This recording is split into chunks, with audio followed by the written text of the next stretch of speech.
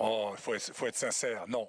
Non, les équipes favorites pour cet euro, c'est l'Espagne, l'Angleterre, peut-être dans une certaine mesure la France, je ne veux pas vous heurter, mais enfin je pense qu'elles sont un peu moins bonnes que les Espagnols. Donc la Suisse, là-dedans, c'est un petit pays de football. Mais ce soir, c'est quelque chose qui dépasse l'événement footballistique. C'est une fête pour tout un pays, parce que cette équipe, elle était entourée de doutes avant que la compétition ne commence. Elle a conquis un public, elle a réussi à faire 3 matchs où elle s'est qualifiée pour l'écart. Et ce soir, quoi qu'il arrive, c'est tout un pays qui sera derrière son équipe, qui la fêtera, même si très sincèrement, l'Espagne est largement favorite. Massimo, oui, on a vu que la Nati, elle est portée par son public. Alors, il y a ces fameuses marches, ces fan walks. Il y en a même en ce moment à Berne. C'est traditionnel. C'est la Suisse qui a inventé le concept.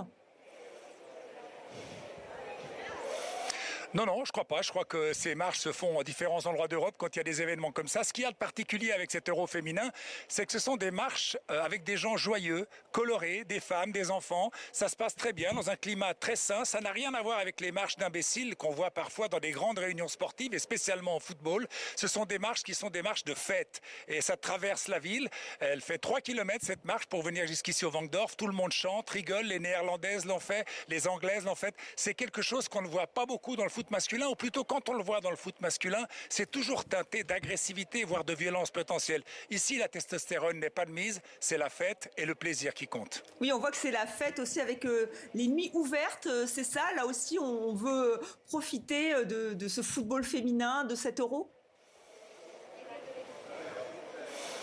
Oui, on veut profiter de quelque chose qui donne à ce mois de juillet une couleur différente. C'est vraiment quelque chose de très festif.